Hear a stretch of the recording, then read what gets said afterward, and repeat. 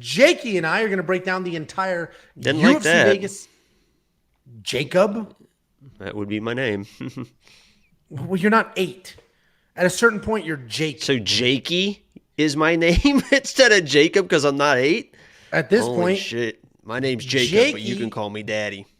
Jakey and I are going to break down the entire UFC Vegas 73 fight card, giving you our picks, predictions, bets, and fantasy plays. It's been an eventful week. We're filming this on a Wednesday instead of our normal Tuesday because Jakey boy was visiting family in Florida. We'll talk about that in a little bit. We're also coming off the heels of a bunch of very successful events in a row. Most recently, UFC Charlotte, I'm up units. Jacob was up units. The safety parlay hit twice. Jacob's lock of the week, 5 in a row. The safety parlay is up 8.5 units in 2023. Things are going really, really well. And I just want to shout out our community because it's not just us. Obviously, we're giving inside info. We're giving the website with all the tools and the information. But our premium members have been crushing it. I've counted over $150,000 in winnings from premium members alone. And this is just where they shout us out, where they tag us, things like that. We already talked about Jack Spade's $78,000 DraftKings. We talked about Jeffrey's $50,000 DraftKings. But then we had Batarius with a $13,000 DraftKings. Mitch turned $150 into $2,000. We're getting shout outs. We're getting messages saying I've created a second income. Thanks for the insight, guys. There's a theme here. Our premium members are using the tools available to them on the website. They're using the insight available on the website, and they're making very real money. Become a premium member now. It's only $10 a month. And look at these people. Look at them. Look at them, Jacob. Look at them. They're fucking Look beautiful. at what they've done. They're fucking beautiful. Put their face in it. Look at what they've done. We've also, if you are a premium member, we've been getting tagged into so many. It's ridiculous, the tickets that are being shared. We started a channel only for premium members because I don't want to unintentionally say, oh, look at all the money they made. They're a member, and then they're not, right? So only premium members. We created a channel in Discord for premium members only to share their winning tickets because the success is absolutely crazy. And we have the best, period, the best, sharpest community in the game. And that premium membership comes with a lot, Jake. Comes with a lot. One thing is the line movement tracker. The line movement tracker is available to any premium member that signs up. Just go to weonpicks.com, click become a member. It's going to give you opening odds, current odds. It's going to give you all the insight, all the information you need to follow those betting trends and either hop on or hop off a train. And you're also going to get incredible detailed data, metrics, and analytics. This is going to help you find your spots. Next week is a break week, but guess what? The metrics, the analytics, the line movement tracker, all of that is going to be on the site on Sunday morning. This event's going to flip to UFC Vegas 74, and all of this will be available to you. Just become a premium member, for Christ's sake. It's $10 a month. WeOnPicks.com. Just click become a member. Also, we're giving away money, Jake. I don't know if you heard. We're just giving away money. $50 to anybody. All you need to do is go to weonpicks.com/bets, sign up with any one of our betting partners, make a deposit, and we send you $50 as a thank you, right? It's affiliate marketing. They're going to pay us. I'm going to say thank you, take some of that money, and then give it right back to the community. Let me just share a quick story with you, Jacob. 30 years ago, I started my journey in the entertainment business, okay? A movie named Sleepers was filmed in Connecticut, where I live. Big hit movie, had Robert De Niro, Brad Pitt, bunch of big stars in this movie. And they did a casting call locally. They said, we need kids that look tough, right? This is a kid's prison right here. That era was a young Angelo with beautiful hair, about 10 years old. This was 30 years ago. I got cast in the movie. This is from the movie. But then I put my entertainment aspirations on hold, right? I said, you know what? Let me spend the next 30 years really honing in my skill set, getting married, having kids, and just building. I mean, after Heavyweights, there wasn't really a casting for you. That was kind of the last movie where they needed people like you. So recently I've decided, you know what? Let me get back into it. I don't know if you guys have seen it, but the new Conor McGregor documentary out on Netflix, I am prominently featured in the 4th episode. How much you get paid for that? multiple clips. How much you I pay said for? I'll do it for free. Big fan. I appreciate the shout out. Now, We want picks. now all of Hollywood knows your worth. They asked me to be in it. They asked me, and I was like, you better make 2 commas and whatever offer you're about to make. They said, oh, we'll go to Angelo. Prominently featured, multiple clips of me, the We Want Picks logo, everything, and 2 minutes into the very first episode 4, you can't get rid of my face on episode 4. The first episode, there's audio playing in the background, his journey. And you hear my beautiful voice say, I don't think we'll ever see Conor McGregor fight in a cage again. And then it goes like, boom. And you've never been more proud of being wrong. They put that in there because he's coming back. So it's like, listen to this idiot. Can't wait till they announce They literally are like, listen to this idiot. Put him on camera. Put him in there a few times. This guy, the whole line of the movie is you being anybody wrong. else. So check the credits. I am credited as Ben Affleck lookalike from YouTube. But just go ahead and break this card down, Jakey boy. I mean, I've never seen you so jealous in my life. How was Florida? You just saw that comment. You would have never said that unless you saw a comment. I didn't. I can't read and talk at the same time. How was Florida? It was old. I mean, Jesus Christ, there's a lot of old people. Did you get out there? Was it sunny? I saw Guardians of the Galaxy 3, which was, I already told you, absolutely fantastic. I would highly recommend it.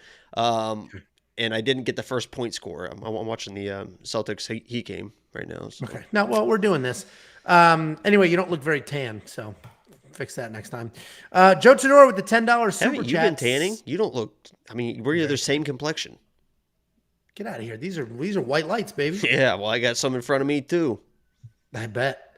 Joe Tedoro, $10 super chat. Smash that like button. Become a premium member if you haven't yet. What are you waiting on? You've seen all the success our community family has been having. I can easily promise that you won't regret it. And I always forget, Joey, that $150,000 was in 2 weeks. Joey won 60 grand, I don't know, 6 months ago, something like that. Let's jump into this card. Opening up, UFC Vegas 73. We have Takashi Sato taking on Themba Gorimbo. Takashi Sato, 16-6 overall, 1-4. In his last 5, he is riding a 3-fight skid. He's taking on Themba Gorimbo, 13-5 overall, 3-2 in his last 5, and he is coming off that submission loss to AJ Fletcher. This is an interesting fight to break down. Let's look at these odds, Jakey. Takashi Sato opened as a heavy underdog, and now it is a straight-up pick'em. So a lot of money came in on Takashi, where I'm frankly on the other side, and I saw the odds when they had already leveled, and I'm like, wow, Themba, all right. Solid underdog here because Takashi Sato, he is a striker. He's got solid power, decent timing, decent volume. He turns it on if he feels like he's got you out of there, but he is hittable. And he's at that Chase Sherman effect where he doesn't move his head. So you can light him up, you can touch him, you can do what you want there. You can take him down as well, and you can get him out of there. And I feel like he's on the downside of his career, which is why these odds are very surprising to me. He's taking on Themba Gorimbo, who is a grappler, but he's also a very good striker. He's a distance striker, manages range well, picks his shots. He's super long for this weight class, and he does a good job sort of keeping you at bay. And then he'll come in, he'll charge forward, he'll look for those takedowns, he'll get them, he'll make you carry his weight if you're trying to take him down. And he's coming off that loss to AJ Fletcher, but that was actually a quality loss. I like that quite a bit. I thought he looked pretty good in that. Because frankly, he never looked panicked. You kind of look good all the time, to be honest with you. Thank you so much. Thank you so much. It's the Hollywood glow. Except you're looking a little squatty today. It's I am looking. Yeah, I don't know if you want to address it or if you want people just to assume that they finally realize how short you actually are. No, I'm super short. And I'm also much farther from the camera in this new setup, but short. Anyway, I like Themba Gorimbo. Sato is better than his recent record. But I like Themba to get it done. I think he can out-wrestle if he needs to. And I think he honestly can outstrike here as well. I think Takashi Sato is sort of on the downstroke of his career and just kind of showing up at this point. What do you think, Jakey boy? Yeah, I'm on the same side as you, and the glaring weakness is the greatest strength of Themba, and that is the takedown defense of Soto. You see it time and time again, and it's not like I feel like anyone can wrestle this guy, let alone some good grapplers, and the good grapplers are taking him down, and Themba is one of those, I don't want to say a high-level grapplers. I think he's a high-level grappler, maybe not wrestling, and maybe not his takedowns, but they should be way, way good enough to get this fight to the ground. that's where he's going to dominate. I mean, you saw Gunnar hold him to the ground. Every time he took him down, not only did he take him down, but he held. I mean, that guy was going nowhere once somebody gets on his back. And not only is Themba good at getting the takedowns, but he is so good at getting to people's backs. And I believe that he's going to find the submission in this fight. But as you mentioned, on the feet, he can do some things as well. I do worry, if it keeps standing, if he shoots a couple takedowns. He got tired in that last fight, but you mentioned that was a tough fight versus AJ. I mean, he was like fully mounted like for 4 minutes against AJ in that first round, but he was trying the whole time to get back to his feet. So there was a reason he was exhausted. But if a couple takedowns get stuffed and this turns into a standing match, I'm a little bit worried for Themba, but he should be able to do enough in the striking to get to the takedowns and kind of win the fight there. So I'm pretty high on him this week and see how it plays out. Yeah, we're on the same side here. I don't have a bet on Themba, but I do think he gets it done. At one point, he was a straight up underdog, plus money underdog. The line's now come back the other way. And I'm curious to see what happens at weigh-ins because Themba's a big dude for this weight class, 6'1". He's not like scrawny. So I think people are going to see the weigh-ins and be like, wait a minute. Like, this is even money right here. Man? What are we doing here? Yeah. So, and they're going to really think that when he shoots that first takedown because Sato's going to be on his back, then he's going to be on his back, and it's be like, oh, shit. Yeah. No, it's definitely a solid underdog spot there. And DraftKings Fantasy, it's full-blown underdog. And a lot of you, we've been showcasing the winnings, $150,000 in winnings in the last 2 weeks alone. And a lot of people say, what is that? What is that? What is that? It's DraftKings Fantasy is where a lot of that, there's obviously a lot of bets as well, but the DraftKings Fantasy was at 78,000, 50,000, and that's the number you see at the top. You have a budget, you draft some fighters, they score fake points, and then whoever has the most points wins, just like fantasy football. I think Themba Gorimbo could be a very solid $8,000 play here because he's an underdog in as far as DraftKings is concerned. He can get aggressive with his takedowns, he can work submissions, and Takashi Sato is a guy, he's coming off a knockout. A very quick knockout loss. Like, he's a guy you can get out of there. So I think Themba's solid at $8,000. What do you think? Yeah, I think so too. And some people are probably going to say, well, Gunnar didn't submit him or whatever. But I think in that fight, he was going like full defense, right? Once Gunnar, he understood the threat of Gunnar, and it was basically, I don't want to get submitted. And when somebody's playing to not get submitted, it's really hard to submit them. But I believe against Themba, he's seen people out-scramble Themba, and he's going to try to get to his feet, and that's when people get caught in submission. So, yeah, I think it's a fantastic value for DraftKings.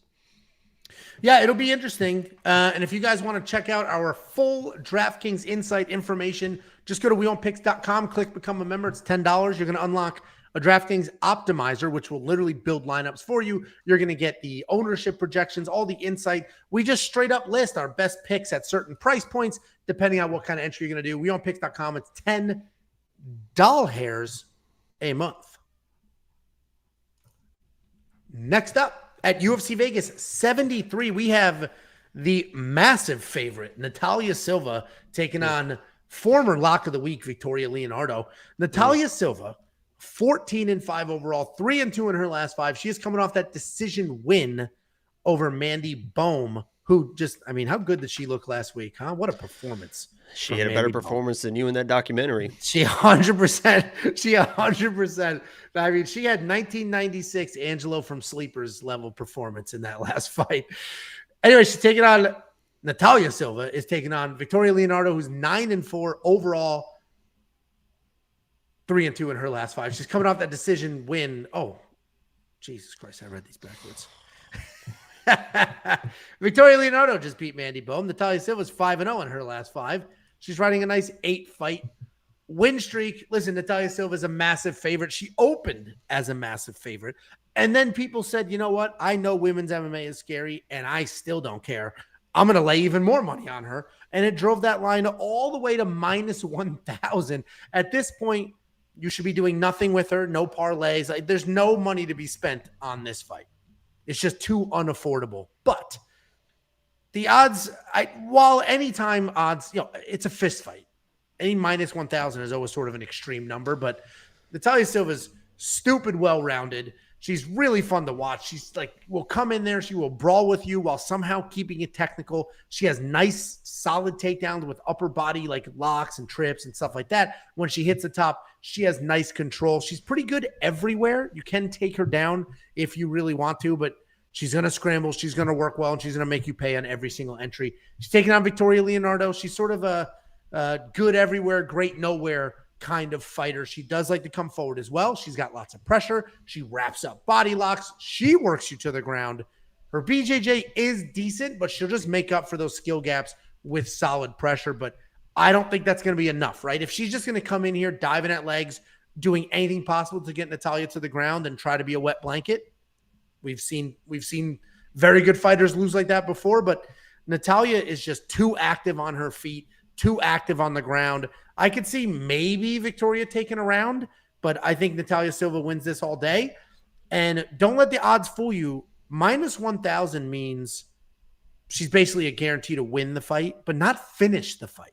A lot of people are going to see those odds and then look at Natalia Silva wins inside the distance, get a discount on it, and think they're good. No, this doesn't mean Natalia Silva is going to win by stoppage. It just means she's going to win. What do you think?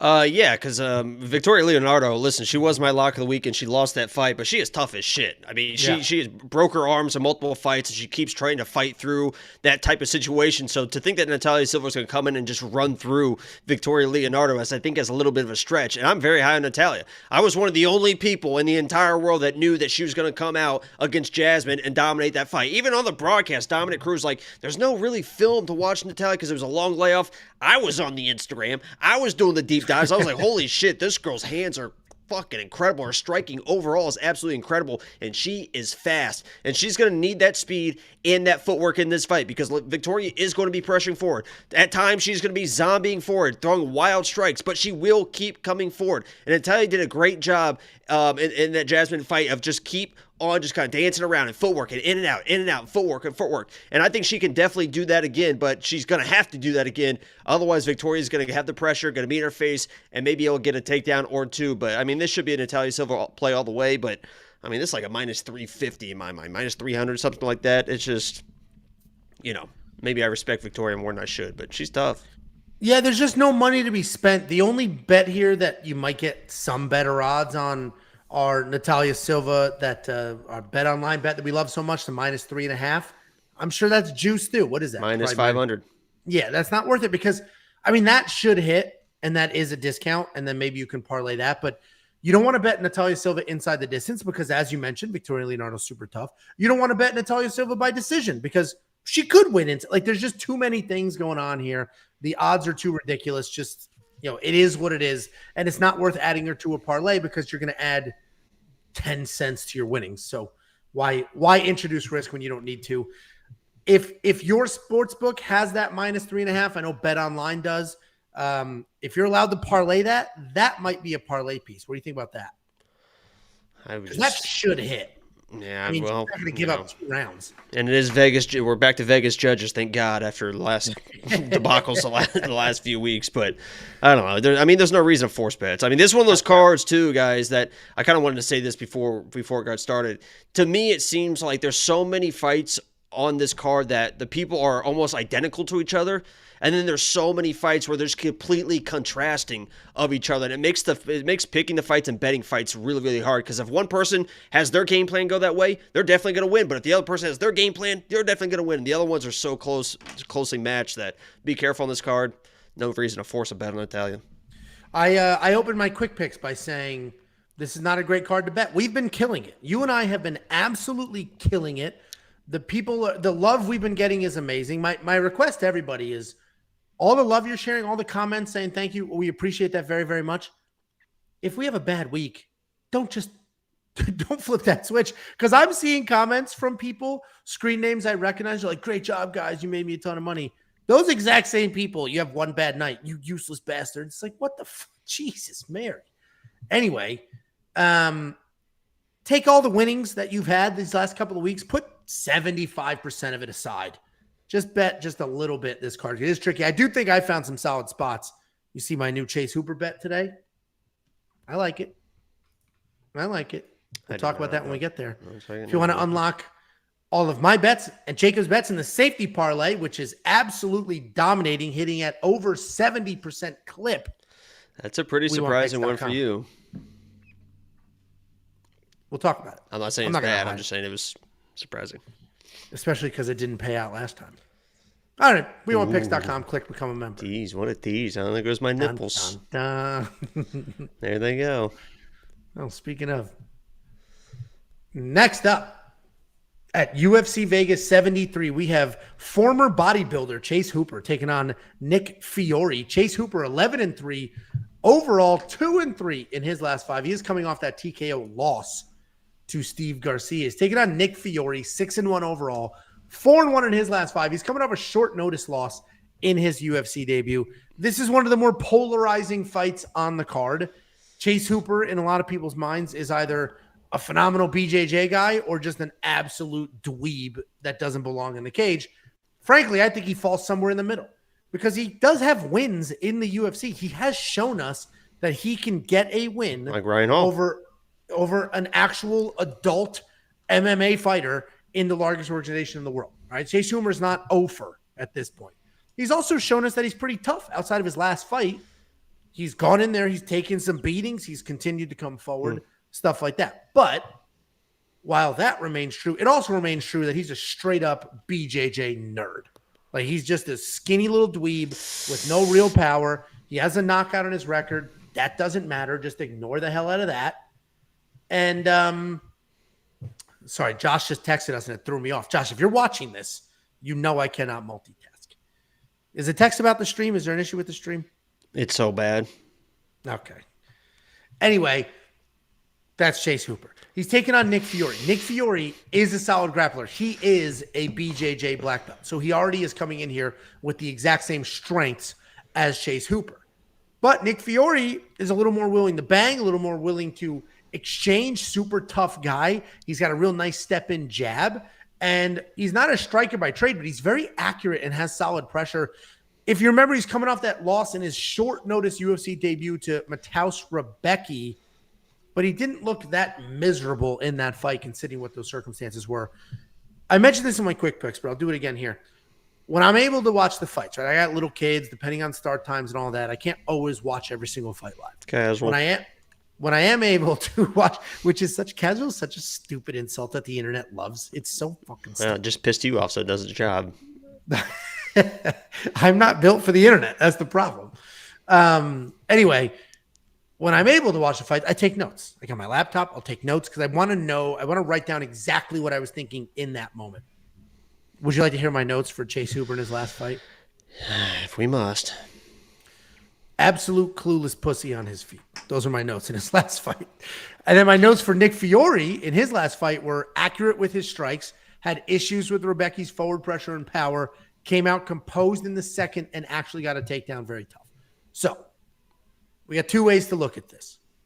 Either, wow, Nick Fiore looked really tough in a loss in a short notice UFC debut. He's also a BJJ black belt. He should beat Chase Hooper. Or, hey, listen, Chase Hooper's the one with the UFC experience. Chase Hooper is a very good grappler. And if they go grapple for grapple, Chase Hooper's going to be the better one here. And Chase Hooper has this experience and he's knocked somebody out in the UFC. So for all intents and purposes, I can't pick Chase Hooper to win because, as I noted, absolute clueless pussy on the feet. But he should win this fight. I do have a little bit of a safety net bet. We'll talk about that in a minute. What do you think, Jake? Who was your pick? My pick is Nick Fiore, but I wouldn't bet Nick Fiore in this fight. Okay. Yeah, I have no argument if people want to argue either side on this one. I mean, we'll see how you want to see how someone's going to look on the scale. I mean, Chase Hooper could come in and look absolutely destroyed and ripped. 155 Chase Hooper, his debut at lightweight. So we'll see how that does affect him, and maybe he's able to have a little bit more power and control in there in the grappling exchanges. The issue I have the most, I think, with Chase, with his grappling, is especially when he's kind of defensive grappling, when he's not in complete control of the grappling, and against a guy like Nick on the ground, it feels like it's going to be pretty 50-50.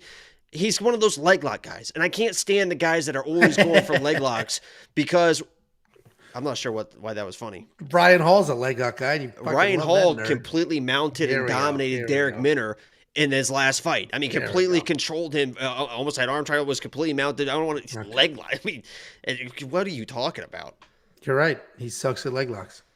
Right. So that is the one thing, because this could be 50-50 on the ground. And if you're the guy going for the leg locks visually to a judge and the other person's on top kind of scrambling out of those positions, it's just not a good look. And this could easily go to a decision because these guys are so evenly matched. Nick does hold the striking advantage. I mean, he knows how to throw a nice combination. He knows how to box. He knows how to stay safe. It's not the prettiest thing or anything, but it should be more than enough to get the job done against Chase. The issue for me is, it just feels like everyone has just given up on Chase. You mentioned he's not a bum. He's gotten wins. He's shown what he can do in there, and he is absolutely tough as shit. That kid is no quit. Even when he was getting the shit beat out of him in the last fight, he was no quit, trying to do weird shit, throwing spinning backflips, whatever it is. So if this comes down to toughness, no offense to Nick, I think I'd take Chase randomly 9 out of 10 times. And I think this fight could easily come down to just kind of toughness and something weird happening. And, I think my pick is actually Nick, but I think I'm changing it to Chase. Wow. Okay. Yeah. So I teased the bet here. The bet that I do have is inside the distance decision, no action on Chase. I had that in his last fight, and he got finished because absolute clueless pussy on his feet. Well, Steve Garcia is one of those guys he's going to fly forward. He doesn't care. I mean, he saw that in the last fight too, and that's a tough guy for Chase to fight. Nick at least will take his time. He'll give Chase some space, And that's why I don't win or lose. I don't see Chase Hooper getting finished here, right? I guess only lose. If he loses, he's not going to get submitted, right? He's too good on the ground to get submitted. Nick Fiore, while accurate with his strikes, doesn't really possess that power. So I think, and Chase Hooper has shown us that he is tough, right? Like outside of his last fight where he was an absolute clueless. But he was tough in that too. I mean, he was tough. He was getting rocked clueless. And he kept swinging. Clueless. Yeah. So I think he absolutely survives. I got that inside the distance decision, no action bet. Did I get it at plus money? I'm forgetting my odds right now. No. Then it was minus 150, I believe. No. Shut the fuck up, dude.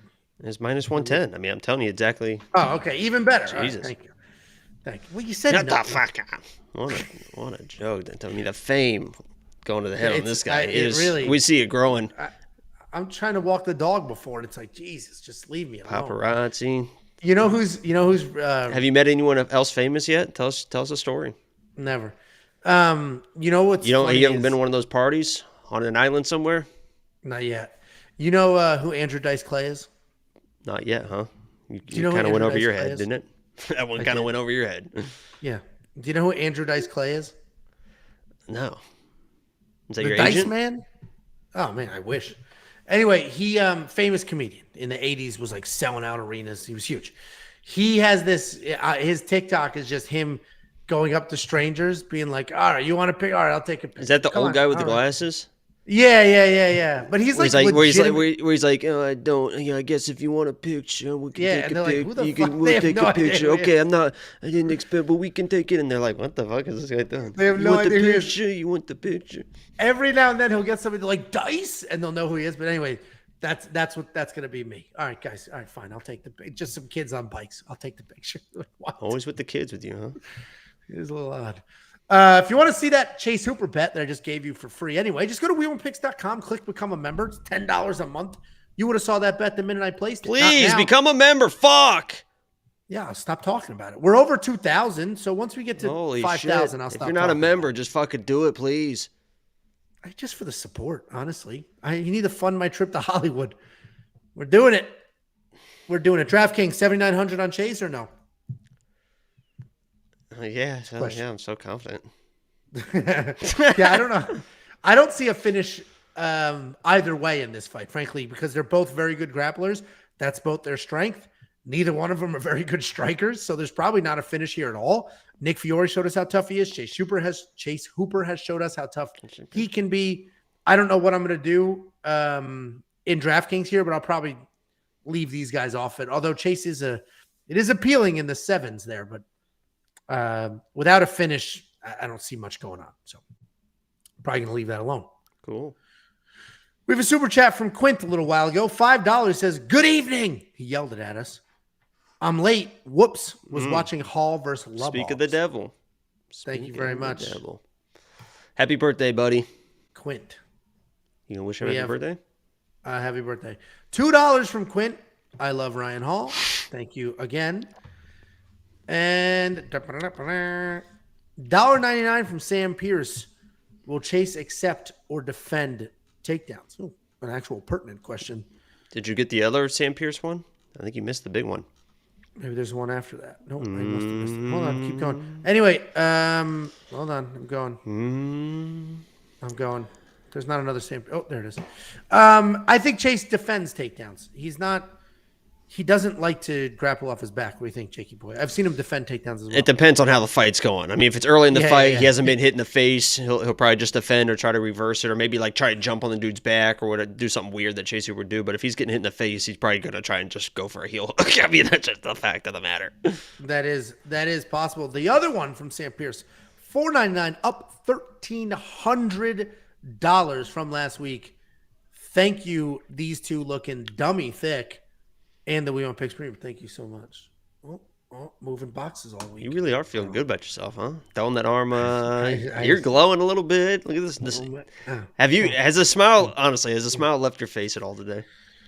No, but I just love life. It's really more just, because if that was me, you'd be unbearable. Could you imagine? You'd be unbearable. You would never fucking see me again. I mean, there's no chance. You would never. I would be long gone. I'd be arriving in LA right about now, ready to go, baby. You really would be. Career. You really would be unbearable. Me and Mitch, baby. Who's Mitch? Who's Mitch? That's our Twitter guy, isn't it, Mitch? Oh, yeah. It's one of our big winners. $12,000 no, $2,000. I've never been. Sorry, Mitch. Jesus Christ. Next up at UFC Vegas 73, we have Ilir Latifi coming out of a very brief retirement to take on Rodrigo Nascimento. Ilir Latifi is 16-8 overall. He's 2-3 in his last 5. He beat Alexei Olenek a few months ago, flat retired right there in the cage, retired. And then we're just breaking him down like on a normal schedule too. No real break. No, not a year off, nothing. Not long enough to do steroids. Didn't he like scream too? Like, I had staph. I'm fighting with staph or something. They're like, wait a second. Not supposed to do that. Hold on a second here. You said what now? He's out of retirement. He's taking on Rodrigo Nascimento, 9-1 overall, 3-1-1 in his last 5. Coming off a close decision over Tanner Boser. I got to be honest with you. I'm going to get to the end. I'm going to start with the finish here. I saw the names. I saw the odds. I immediately bet on Rodrigo Nascimento. Like, immediately bet on him. I'm like, Ilir Latifi coming out of retirement. All he does is wrestle, fighting a dangerous guy like this. Were you crazy? So I do have a 1-unit bet on Rodrigo Nascimento at -155. The odds have moved a little bit. I've seen it go all the way up to 170. I think it's at 160, -160, something like that right now. I have a little bit of a buyer's remorse with that bet because at the end of the day, Ilir Latifi is an effective wrestler. And that's it. He's only a wrestler. He has some of the lowest, most embarrassing strike numbers you'll ever see. Even in winning fights, he's like landed 6 strikes because he's just wrestling. Shoot, wrestle. And somebody like that can win almost any fight they're in, right? If they can get the takedowns and they can just wet blanket it, they can win those fights. That worries me a little bit here because in theory, he could just take down Rodrigo Nascimento or hang on his legs, hold him against the cage, grind out a 3-round decision. But Rodrigo Nascimento is a pretty dangerous guy. He can be aggressive in his strikes. He is a grappler. He's got solid submissions. If he stays standing, he will just get sucked into a firefight and bomb away. But he does want to grapple. He wants to take you down. He has a 100% finish rate before going into that last fight. But he just likes to march forward, get a clinch, get his own takedown. That's the only thing that concerns me here is Rodrigo should be better literally everywhere except straight wrestling. And if Ilir doesn't, if Rodrigo's striking with Ilir, he'll outstrike him. If he's grappling with Ilir, he'll outgrapple him. But if he's wrestling with Ilir, I don't see him taking Ilir down. I think he might struggle to get taken down. He might struggle defending the takedowns. So I do think Rodrigo's going to win here. He's a guy on the uptick of his career. He's got some power in his hands. He's got slick jiu-jitsu. Ilir Latifi 3 months ago gave up the entire career. He's back for I don't know what reason, and I think he's going to immediately start shooting. And if Rodrigo makes him pay on the first couple of entries, hits him hard a few times, threatens with a solid guillotine or two, that might have Ilir all out of whack, and then Rodrigo actually can get his own takedown. So Nascimento's the pick. A little bit of buyer's remorse with that 1-unit bet that I have going, but it probably should still hit, and the odds have moved a bit. What do you think? Yeah, I kind of liked your entire breakdown until I heard the guillotine. If Rodrigo is pulling guillotines against Ilir, I understand that could be he could get one, right? I mean, I don't know, on that neck. I don't see it happening. You know what I mean? Look at the size of the TV. It kind of looks like you a little bit. But, you know, if he's pulling guillotines, I definitely don't like that. And this is one of those fights. The Chase Super fight was a couple of fighters that I alluded to that are kind of identical to each other and kind of want to do the same type of stuff. And it's hard to really kind of break down because either one could have success. I see this the same thing in this fight. I think Latifi obviously wants to wrestle, offensive wrestle, hold control on the ground, and then kind of work ground and pound or submission from there. And Rodrigo wants to do the same. Yes, he is a little bit more of a striker, but he wants to be on top of people. He wants to be controlling people in grappling exchanges. And it's basically going to come down to who ends up on top.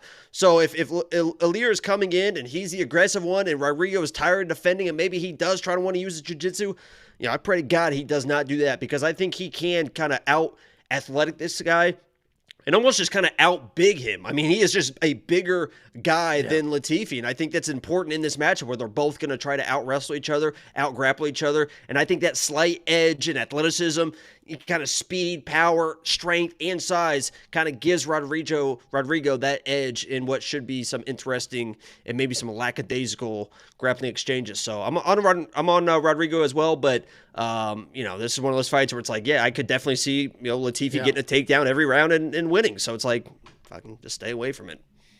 Well, and that's why I mentioned the buyer's remorse. And I have the bet. I put it on premium. It is what it is. I can't. It makes sense. I mean, it definitely makes sense.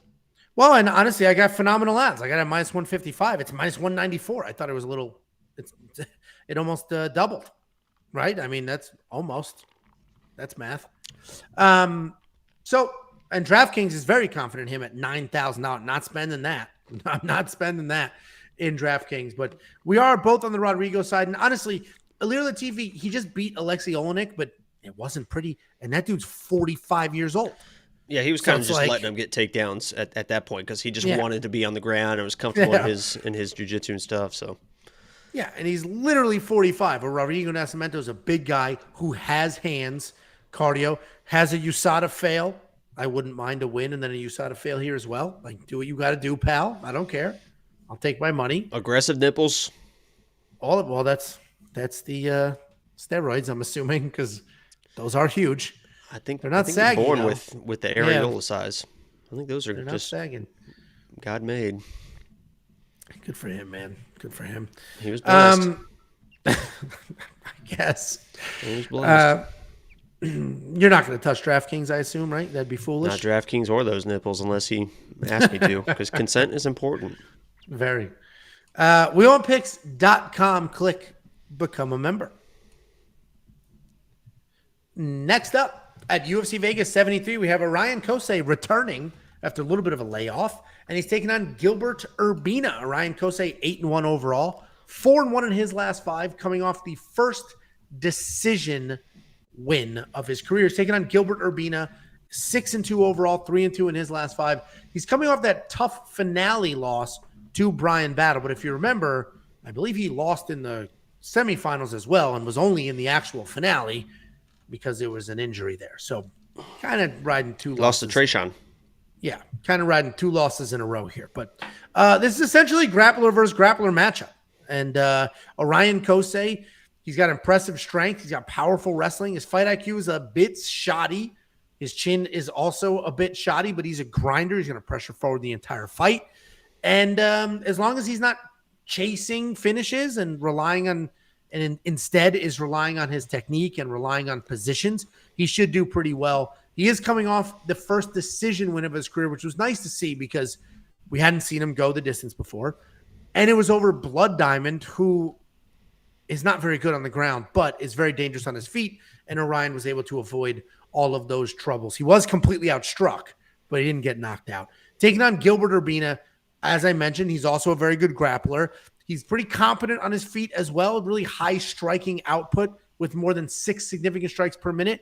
But if you watch his fights, he's got no striking defense whatsoever, and he gets a negative striking differential. To be landing more than 6 significant strikes per minute and still have a negative striking differential is like, that's impressive. Like you're somehow managing to get hit very, very often. He's coming off that submission loss to Bryan Battle, where he did have 2 of his own takedowns, but he couldn't defend the one single shot that Bryan took. This is a straight up pick 'em of a fight.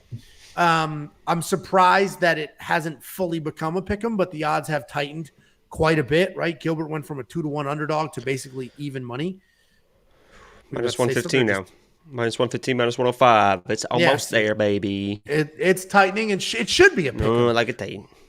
Orion's been out for a little while. He's coming back, but as I mentioned, can be a bit sloppy. Gilbert Urbina coming off 2 losses in a row. He pressures forward, but also doesn't have much if you pressure him. I think probably Orion's going to be the pick here because I think he is a little bit better everywhere, has a little more experience. But the reality is the only bet to make here is when Bet Online, I believe DraftKings has these as well. When they drop the who gets more takedowns in this fight prop bet, I'm going Orion. Okay. All right, good. I'm going Orion there because I do think he's going to shoot earlier, shoot more often. His takedowns are far better than Gilbert's, and Gilbert's takedown defense is not very good. So that's the bet I'm going to be looking for. Pick-wise, probably Orion, but super sketchy fight, super close fight. Just another one on this card that you have to find a very specific spot. Right, yeah, I completely agree. This is another one where these guys are just so evenly matched. It's really hard to determine who is going to be able to withstand the other's game plan and focus on implementing their own game plan. And I think in this fight, it's going to come down to cardio. I think it literally is just going to come down to cardio. Who is able to out-grapple the other one? Because I think they both want to be the offensive grapplers in this fight. And maybe that's one of those weird fights where they're both kind of grapplers, so then they end up striking and then weird things happen. But I believe that Orion's going to come in and try to wrestle this guy. And is he going to get too tired to where Urbina is going to be able to take over in those situations? And I just don't see it. I think you mentioned it in the last fight. Orion, you saw some fatigue issues, but he was pushing through that fatigue. He was still getting takedowns, even though you could tell he was visibly tired in that fight. And yes, it was against Blood Diamond, who's not a great grappler, but I feel like in this fight, I can trust his cardio a little bit more. And I honestly think that's all this fight comes down to. It's going to come down to cardio. Orion just going to work and work and work, eventually get the takedowns. I don't think he's going to be able to get a finish. We'll see, but I think that's all it's going to come down to. And Cosce is going to win this fight. Yeah, so we're on the same side. You sound a little more confident than I am, but I definitely do think and actually, if you look at the takedown average, Gilbert is averaging more takedowns, but this number is an average per 15 minutes. That's how they do that number. So he had a couple of takedowns against Bryan Battle and then was submitted. So it didn't go a full 15 minutes. So if I take you down twice in 1 minute, and then you're not gonna fucking take me down. You're not gonna fucking take me down. You're not gonna touch my hips. You're gonna touch my legs. I would really prefer not to. I'll take this thing through your fucking skull, fat boy. Okay. Now you're gonna talk yourself into a corner, and then in the next Fight Foods, somebody's gonna fucking smack your mouth. Okay. Okay. So we're both on the same side. As I mentioned, the bet that I'll be looking for and the bet that I will likely place is that Orion Cosce more takedowns. And you're going to get multiple. If you sign up with Bet Online, first of all, use our link. I'll send you $50 as a thank you. Just go to weonpicks.com/bets. Use that link, sign up. I will straight up send you $50 as a thank you. They have the earliest lines and the most amount of prop bets of any book, which is why we like them so much. You're going to get 3 different takedown prop bets for every single fight on the card. First, it's going to be fighter A with a takedown line, right? It'll be more than a half a takedown, more than 10, whatever it is. Fighter B, exact same thing. And then you're going to get who gets more takedowns in this fight. In this case, I like Orion. And honestly, we might get plus money on that because they're going to look at the stat on Gilbert, not factor in how that number actually comes about. So yeah, do those things. Next up at UFC Vegas 73, we have some more line movement. We have Karolina Kowalkiewicz taking on Vanessa Demopoulos, 2 of the longest last names that I had to squeeze on a graphic in a while. Karolina Kowalkiewicz, 14-7 overall, 2-3 in her last 5, but she is riding a nice 2-fight win streak after a 3-fight skid. She's taken on Vanessa Demopoulos, 9-4 overall, 4-1 in her last 5. And she's coming off a win over Maria Oliveira. This is an interesting fight to break down. The line hasn't flipped, but it has pushed a little bit, right? Karolina opened as a slight favorite, and now she's just a little bit bigger of a favorite. Vanessa Demopoulos has flipped to plus money, but she was still an underdog at minus money. And I'm a little surprised by that movement. I think there's a lot of recency bias here for Karolina, because the reality is Vanessa Demopoulos is very good. She's a solid striker. She can fight inside the pocket. She doesn't really have a ton of power, but she does have volume. She has footwork. If it goes to the ground, she's got solid grappling as well. She could kind of make something happen. And she has that win over Maria Oliveira where her striking looked really good. She had a knockdown, but the reality is she really shined with her 2 takedowns in 8 minutes of control time. And I get it. Karolina's a straight up vet. She at one point was like, a title contender, was really in the mix for a while. Her losses are actually decent losses, and went to American Top Team, made some big changes, and really seems to have put it together lately. But the reality is Vanessa Demopoulos is very, very good here. I think Vanessa is going to win this fight. I think it's going to be a close fight, potentially a back and forth fight. Is your dog okay? Just scared the shit out of me. Just sneeze, just dead asleep, just a big old sneeze. Holy shit. I do think Vanessa's going to get this done, though. And what I really like to see is obviously her striking is solid, but Karolina is a very good striker herself. I liked the takedowns that we saw out of her in her last fight. So Vanessa takedown line, I don't know what that's going to be, but I do think Vanessa's going to win this fight. And I think over 2.5 is probably one of the safest bets on this entire card. Neither one of them is really a finisher. What do you think, Jakey boy? Here's what I'll say about this fight. First of all, how you doing, Vanessa? Nice to meet you. My name's Jacob.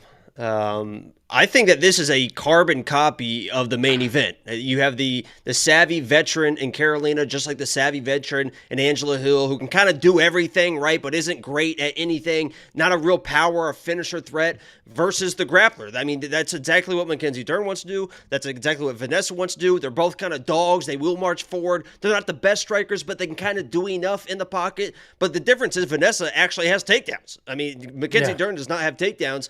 Vanessa actually has takedowns.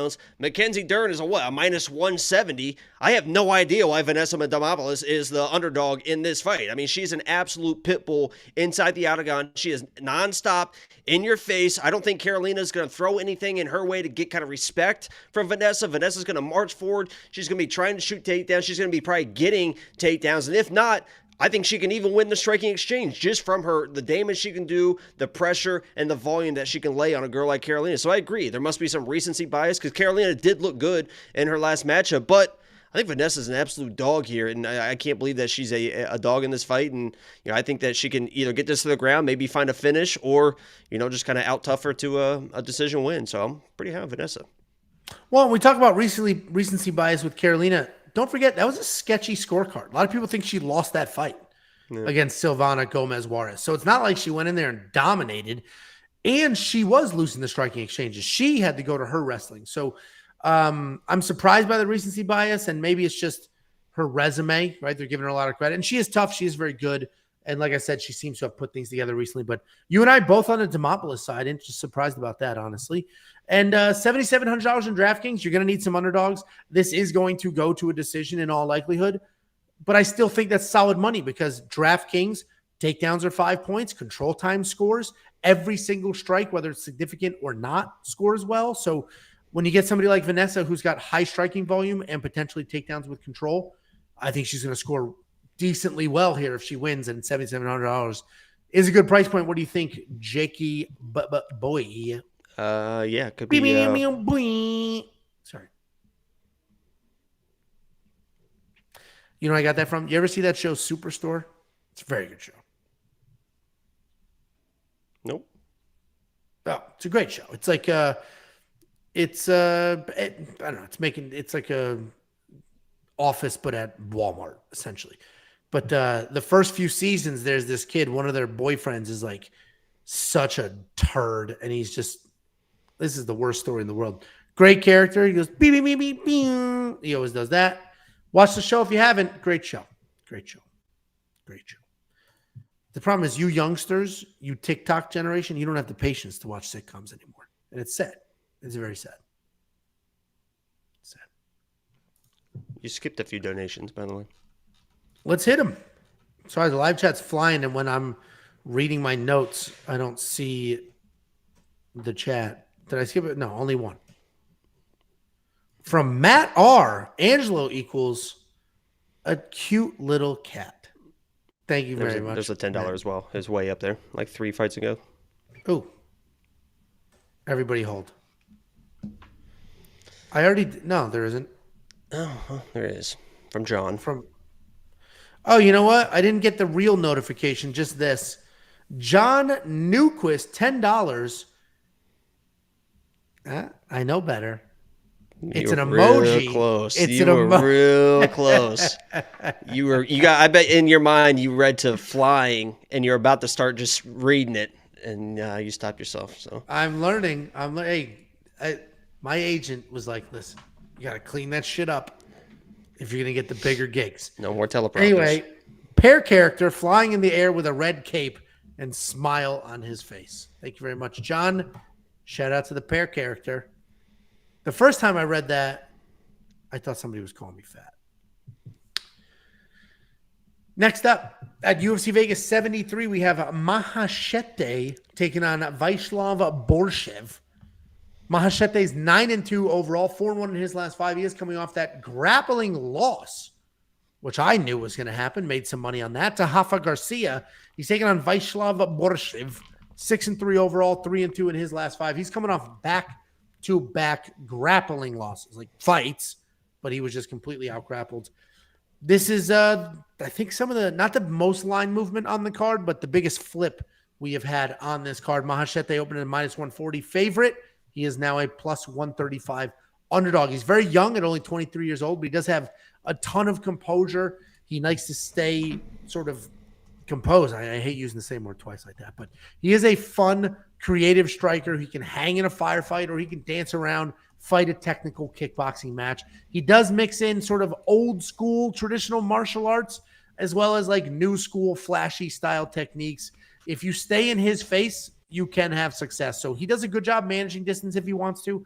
He can do a good job sort of brawling, but if you continue to push forward, you can hit him, you can touch him. He's coming off that loss to Rafa Garcia where he was taken down 6 times. He's taking on Viacheslav Borshchev. We talked about this guy a whole bunch. He's a very good striker. He's got a legitimate professional kickboxing career. Somebody, I forget who it was, and it's somebody who's here all the time, so you'll know who I'm talking about when you watch this, commented, I love when people overestimate Viacheslav's striking or some stupid shit like that. Dude was genuinely a professional kickboxer and was successful and is a... What are you doing? You about to sneeze? What the fuck? Yeah, there's... Jesus. You and the dog. No, it's mold. Well, that's what happens. You peanut butter jar. Go ahead. Anyway, I disagree. I do not think his striking is overrated. I think Viacheslav is a very, very good striker. He's got solid power, good jab, fantastic kicks. The problem is he's such a good striker that everybody knows it, and all they want to do is wrestle him, and they've had success wrestling him. You can take him down. You can control him. He's coming off back-to-back losses where he was taken down 9 times. 9 times. That's not great. Not great. But despite being taken down 9 times in his last fight, he continued to work back to his feet, continued to scramble up, continued to work hard, continued to try to make something happen. He was never truly out of that fight. He didn't quit on himself. Because of that, because of how he looked in that loss, I like him to win this fight. I think we can count on him to continue to grind, continue to work forward, continue to try to make something happen. You said The problem is, like, Mahechate's a striker, right? He's not this grappler. Well, so is Mark Diakiese. Mark Diakiese was his striker. The UFC put together Viacheslav and Mark Diakiese being like, okay, we're going to get a fun striking match. And then Mark Diakiese got 11 takedowns. Just completely transformed who he was as a person when he was fighting Viacheslav. So I still think Viacheslav's going to win. It's a sketchy bet. I'm not going to touch the money line because we know how you beat the dude. And we haven't seen that out of Maheshate yet, but it doesn't mean we won't. So Viacheslav will never truly be out of this fight or any other fight. He's a super tough guy. Last little stat here is Viacheslav managed to land 84 strikes while spending 8 minutes on his back. Think about that. 8 minutes in a 15-minute fight, he was on his back, taken down. He still landed 84 strikes. So I got to go with the guy who's never out of the fight, and he's more dangerous on his feet. What do you think, Jakey boy? Yeah, they're making fun of you for your graphic. Yeah, I agree. Slava is the better striker he is the better, more technical striker in this matchup. Sometimes that just does not matter because Maheshate is known for his power. The issue is his first UFC knockout was against Steve Garcia. We now know that every single person drops Steve Garcia. He just happened to get the finish in that fight. And then in his last fight, it almost looked like his right hand was like, it was very weird the way he was throwing that right hand. It looked like it had zero snap to it. And if he does not bring that right hand that he's known for with that power into his fight versus Slava, I don't think he really stands a chance because Slava will just pick him apart at range. And Slava is a guy that you can see he's constantly working. Angelo broke it down perfectly. Even when he's getting taken down, he is constantly working off his back. He's constantly trying to get back to his feet because that's where he wants to be. And we have to take in consideration, he is one of those team alpha male people. He is one of those team alpha. He's a striking coach at team alpha male. He is and we've seen lately how sharp every single person out of Team Alpha Male has come. Looking out, Song Yadong. We had what was it? Fucking. You're not even gonna help, huh? I don't know who you're trying to say. I mean, who was the female that came out of Team Alpha Male like last week or 2 weeks ago? That beat Andrade. Poppins? No, Shane Yan. Yeah, Shane Yan. But also little Corey Poppins is from there too. Corey McKenna. Her striking looked good. Go ahead. Well, she hasn't fought in a while, but I was just talking recently, all the Team Alpha Male people, and Slava is one of those Team Alpha. I think he's going to be ready for this fight. I think he definitely is the better striker of the two, and Maheshate is always going to have that power, but he didn't have that power in his last fight, so I can't imagine he just finds it again in this fight versus a very technical striker in Slava. So we're both on the same side, and as most people are, hence the line movement. From underdog to favorite here, but I'm not going to bet it because until we've seen Slava, I just love saying Viacheslav Borshchev. Until we've seen that, and he is American, Maheshate is a Brazilian. But until we've seen tried and true American Viacheslav Borshchev defend a bunch of takedowns or get past that, I can't be spending money just yet because it is a very easy game plan.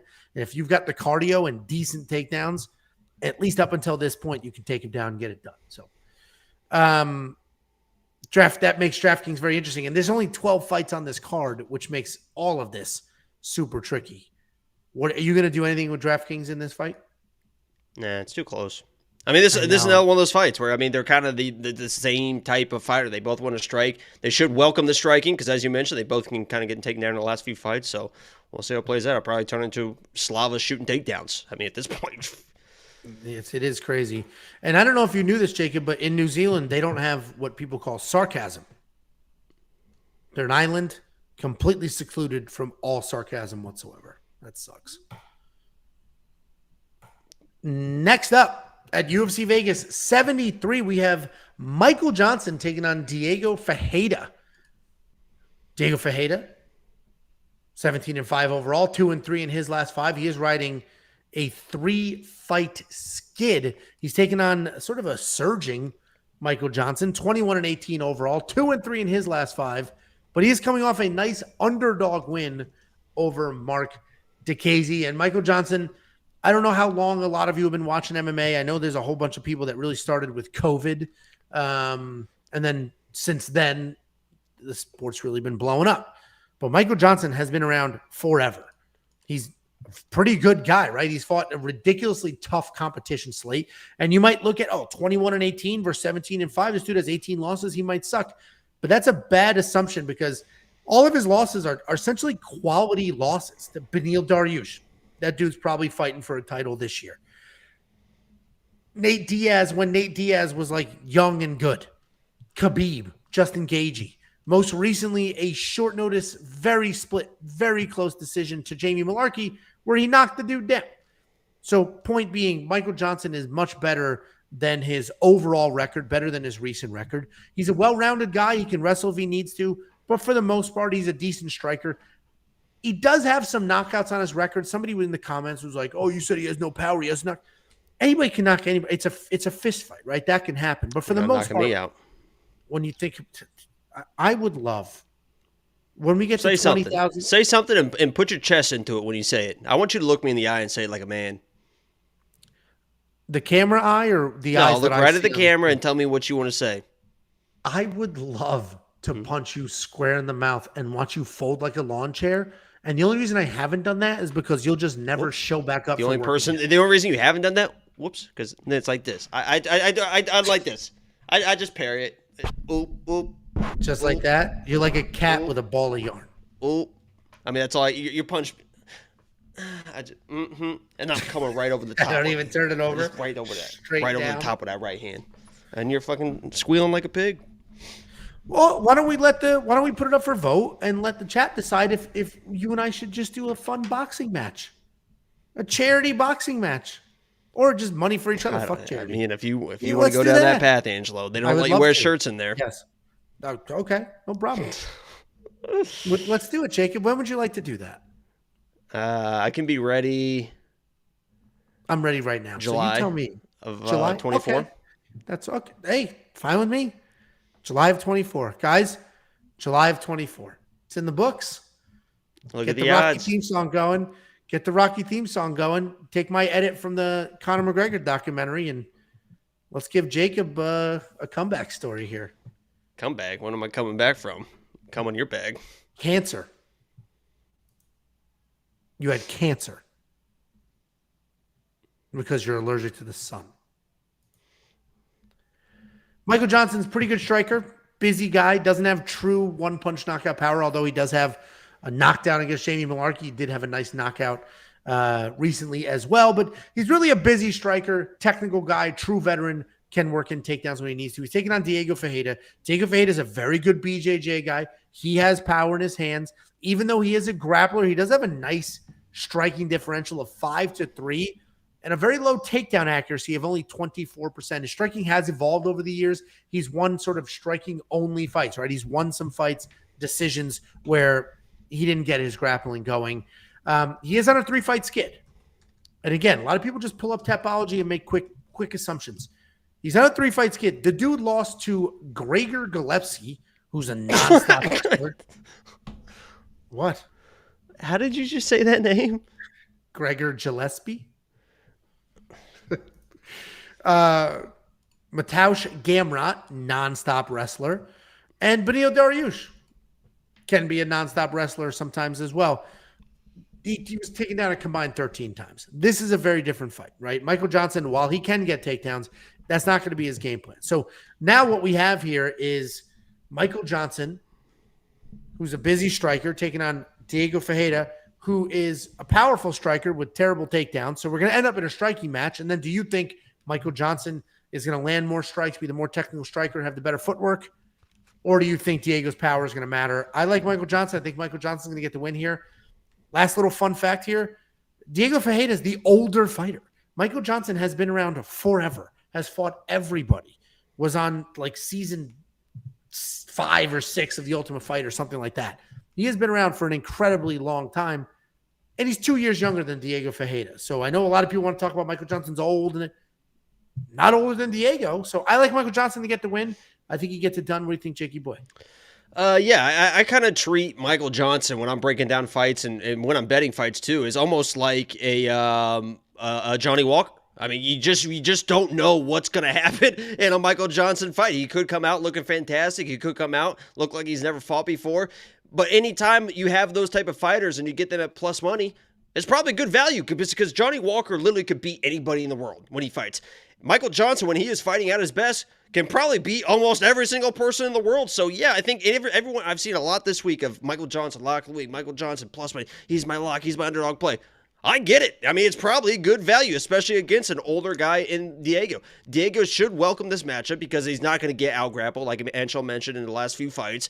But he's had the long layoff. And again, when you had the long layoff against a long striker who does have the volume like Michael Johnson, that just seems like a recipe for disaster. Now, I am going to go on the Diego side. He's going to be my pick because I think that he can be a little bit more methodical and kind of break down this fight methodically, find his timing, and then win kind of the back half of this fight to be able to win this decision. I don't really see a finish in this fight, but, you know, just because I'm making him my pick, I'm not putting money against Diego as a big favorite. I guess not a huge favorite, but as a favorite against Michael Johnson. Michael Johnson's just way too talented. He's talking the talk, and he could come in here and easily walk the walk in this fight against a guy like Diego. So, Diego is my pick, but Michael Johnson, he's a talented dude, and anyone playing him for the underdog side, I get it. I think it's good value.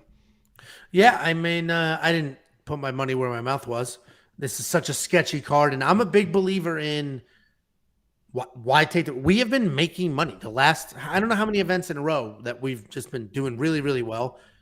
I'm not just shooting shots in the dark. Like, when we get back to a very confident card, I'll spend confident money. This is not a confident card. I am not going to spend confident money just for the sake of it. But I do think Michael Johnson is a decent underdog. Plus 145 is not the value you got on him a couple weeks ago when the line actually dropped, but it's still plus 145 is still good underdog money. So if you're on that side and you like chasing your dogs, people are obsessed with underdogs, then he's one of the better ones on this card for sure.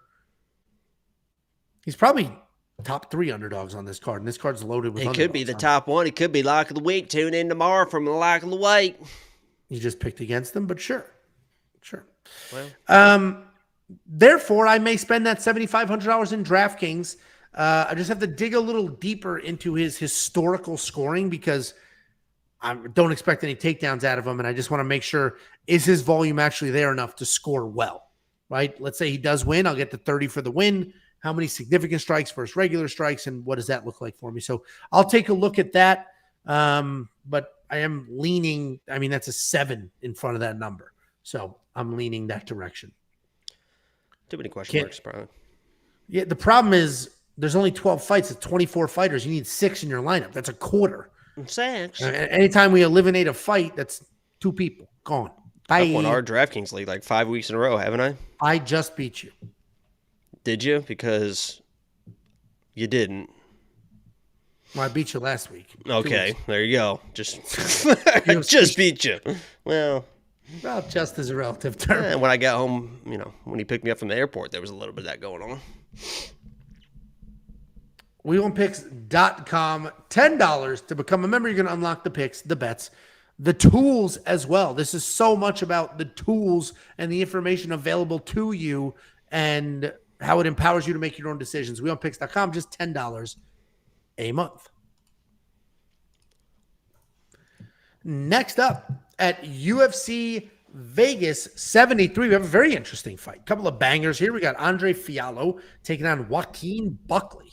Andre Fialho, 16-6 overall, 2-3 in his last 5. He's coming off back-to-back stoppage losses. He's taking on Joaquin Buckley, 15-6 overall, 3-2 in his last 5, also riding a 2-fight skid. Both these, these are very similar guys. I can break them down as one single unit. They're both very powerful strikers. They're fast strikers. They're athletic strikers.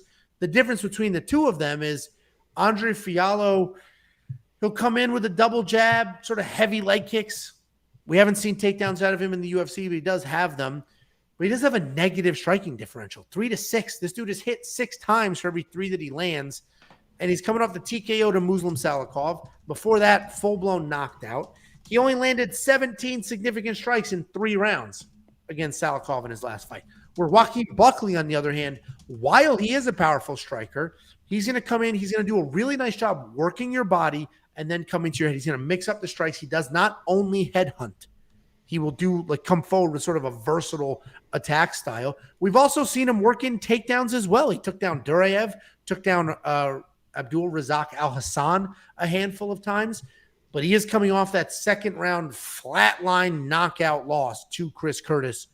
But like most people who were knocked out by Chris Curtis, he was doing really well. He was winning that fight until he got just cracked. And that's what makes this fight so tricky. He's now a minus 235 favorite. When I broke this down on Sunday, he was a minus 170 favorite. And even then I was like, man, to throw money down on a minus 170 favorite who's coming off a bad knockout loss against a guy who absolutely possesses the power to give you another bad knockout loss just feels wrong. He was bet all the way to minus 235. So I do think Joaquin Buckley wins this fight. He should be the better overall striker. Power's probably about equal. but he'll be the more versatile striker, the more technical striker. And if he needs to work in takedowns, those are there as well. The problem is he was just put out cold. And just like both of us picked Matt Brown in that fight.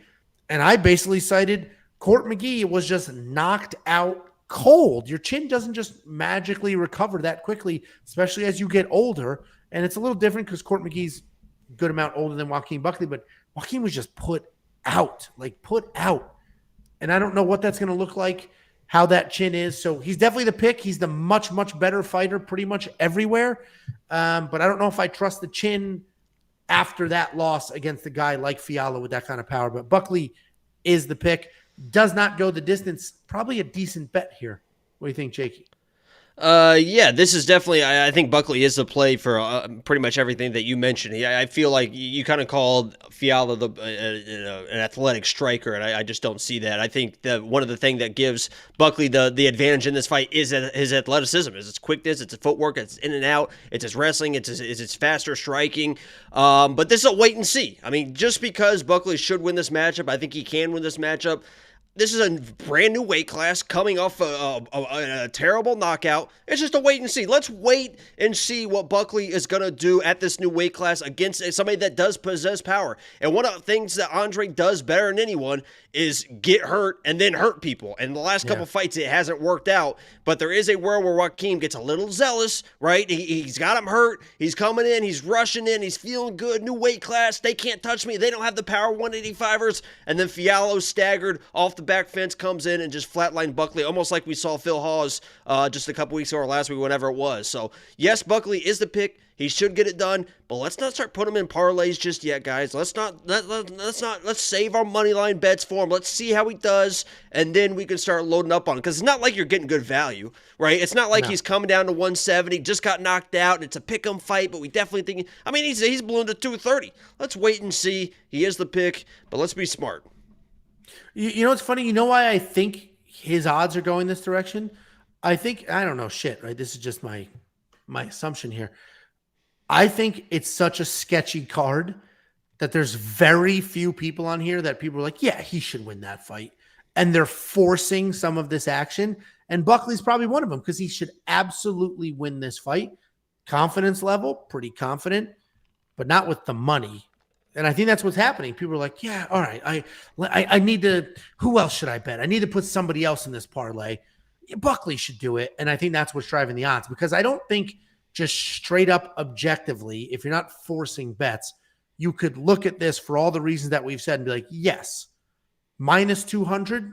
Yes. Let me lay down some money on that. He should win, but like and Jacob you know what's going to mentioned, happen is people are going to he's going to starch the shit out. Well, of it. yeah, exactly. Like, People are going to quote that with the highlight of Buckley just blitzing forward and get a 30-second knockout. It's like, yeah, that definitely can happen. But I mean, the flip side can happen. I mean, every hindsight 2020 loser. I would rather. It's just like, I told you guys it was easy play after the fact. Well, they like, do shut it. the fuck up. Well, and they do it to each other in the comments too. Like, just wait. Can't wait to go back to a comment they read a week ago. But would you rather miss out? And I know there's a bunch of degenerates here, which is totally fine. I would rather wake up and be like, man, I fucking knew I should have bet on that than be like, why the hell did I bet on that? Like, you know what I mean? I'd rather have missed it because I was too cautious than just did something that was so fucking This will be dumb. a fun one for the live stream. I know that. I mean, it's gonna get wet and wild for the live stream Saturday. I may take a look at does not go the distance and do something with that. The only reason I didn't is because Buckley can go the distance. We've seen it. So we've seen it with Andre Fialho as well. He's also minus 290. I think that's pretty good value. That is, and that might be worth parlaying with something else. So maybe I'll take a look at that. If you're not a premium Buckley's member, minus 210 right now. Came down a little bit. Okay. And I did these graphics at like 10 a.m. Central Time, so a little bit of movement already. If you're not a premium member, become one because the very second that we place our bets, you get alerts to your phone. All you need to do is become a premium member. Just go to WeWantPicks.com, click the button, $10. Then on your account page, just link the Discord. Once the Discord's linked, you unlock all sorts of private channels, but you also can turn on alerts and you can get messages to your phone. Oh, Angelo just placed this bet. Jacob just placed this bet. All that stuff. WeWantPicks.com. It's freaking $10 a month. You're going to find people charging $15 and then 30 for my other stuff. And just 5. And then you get there. The 5 is nothing, but it's 20 if you want. It's all bullshit. $10 a month. You're going to get everything you could have ever imagined in the history of this sport. You're going to get tools to use, research material, a DraftKings optimizer, DraftKings breakdowns, bets, play, everything you could ever want. $10 a month. WeOwnPicks.com. 6,900 in DraftKings, 9,300 in DraftKings. Man, 6,900. Buckley should be the favorite. Buckley should be minus 150. That's what I would think the odds should be. You're going to get $6,900? I mean, shit. Whoever wins this fight likely is going to cover their nut, whether it's 93 or 69. Cover their nut like that. Yeah, Chocolate and 69. I don't know. Pick your side here, because whoever's going to win this fight should be worth their money. We do have a $2 super chat from Degenerate UFC fan that Oscar proved who the star of WWP is. Congrats. Thank you so much. I am the star. Appreciate it. Genuinely. It is crazy that it's me and not you that made it. It's crazy. Everybody thought you were headed to Hollywood. Well, a lot of stuff that I do isn't airable quite yet on Netflix. There's a lot of deep throating. There's a lot of vulgar language, a lot of sexual innuendos to boot, nudity. So, live stream Saturday, guys. Tune in. We have a lot of fun. We have a lot of fun. I do need to catch these live streams. Holy shit. Next up at UFC Vegas 73, we have the featured fight of the evening. We have Emily Ducote taking on Lupita Godinez. Tell you right now, before Jacob does his breakdown, he hates Emily Ducote. I don't know why you say that. You said that in text. I didn't even know what you were talking about. Yeah, I have literally no opinion on it. I have no opinion. Why would I hate Emily Ducote? It makes no sense. I don't know, because I've mentioned her in the past about being good. You're like, she sucks. I say that anytime you mention anyone, I'm like, they suck. Okay. Well, Emily Ducote, 12-7 overall, 4-1 in her last 5. She's coming off that loss to Angela Hill. She's taking on Lupi Godinez on short notice, who is 9-3 overall, 3-2 in her last 5. And I mentioned short notice. Emily Ducote originally supposed to fight Polyana Viana. Polyana's out, gone, done. Lupi stepped up on short notice, which she has done in the past, and I don't know if it's ever worked out. She has had issues in the past stepping up on short notice. This is obviously a different fight, different opponent. Emily Ducote, former Invicta champion. She's got slick counter-striking, legitimate power, and very good wrestling. She's durable. She's accurate. It's weird saying that she's big because both of these women are like 5'4", but she's sort of a bigger person in this division. And if you want to shoot in on her and take her down, it's not that easy to do because she has decent takedown defense. She's coming off that loss to Angela Hill where she could not get her striking going, and she was outstruck pretty bad, 71-182. She's taking on Lupita Godinez. A year ago, we were very high on Lupita Godinez. A year ago, she would come in, bully people, drag them to the ground, beat them up, and you could count on Lupita Godinez to show up, be the big, strong wrestler that she is, and bully people to the ground and win those fights. And then all of a sudden, started just making absolute trash decisions in fights, not going to her wrestling when she should be, not throwing enough strikes when she should be, and just really not doing what she needs to do, because when she actually shows up, she's very good. She's big, strong, solid wrestler, good striking, clean boxing, nice setups for both her striking and her wrestling. But the issue is lately, at least in her last 2 fights minimum, you cannot depend on her. That loss to Angela Hill was tough. That was tough. I mean, that was Natalia Silva type confidence going into that fight, and she just did not win that fight. And then her last fight against Cynthia Calvillo is the one who got the takedown. She could not take down Cynthia Calvillo. She couldn't get it done. And her only path to victory against Emily Ducote will be the takedowns. And if you can't take down Cynthia Calvillo, I don't see how you're taking down Emily Ducote. I like Emily to get this done. I have a quarter of a unit on her. I got it at plus 119. Get even better odds right now, plus 133. I don't even know how I got it at plus 119. It must have yo-yoed. But, I mean, I just don't see Loopy from her last 2 fights. If it's that Loopy, I don't see her coming in and beating Emily. Emily is not old and beat up like Cynthia Calvillo. Emily is more dangerous than Angela Hill. Despite losing to Angela Hill, she's more dangerous than Angela Hill. I think Emily gets this done. Therefore, I spent a quarter of a unit on her. I got it at plus money. But what do you think, Jake? I know you don't like Emily and you do love Loopy. So what do you think? Try not to be biased, please. Please. So please. I just don't know why you just make up lies like that. If there's anyone that hates Loopy, it's me. I mean, I'm at this point, it is the biggest Loopy hater in the world. And it's not even because of her performances, really. Obviously, the performances are frustrating, but fighters have bad performances, right? I mean, very rarely do people go undefeated and they look fantastic every single fight. So you can understand a couple of kind of bad performances. The issue I have with Loopy is after the performances, she acts like it's no big deal. Most fighters has a bad performance, like, I got to get better at this, I got to do this. The Angela Hill fight, she lost because she would just not shoot a takedown. Could get takedowns, but just refused to do it. Lost the fight, was like, oh, well, at least we had fun.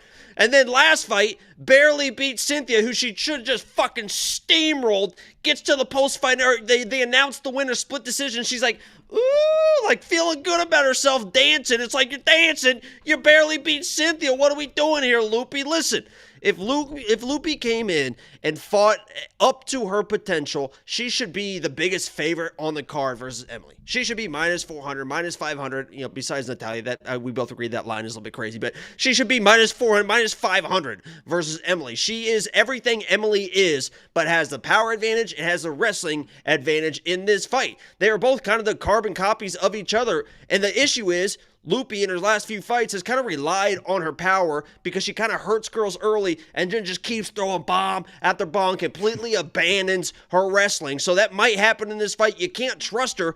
I said I would never pick her again, but Jesus Christ, I got to pick her in this fight. I think that she is the better fighter. I'm not going to, last time I lost money on her, I was very high, minus 3.5 bets, money line bets. I mean, I had everything on Loopy. She embarrassed me. I'm not going to put money on her live stream.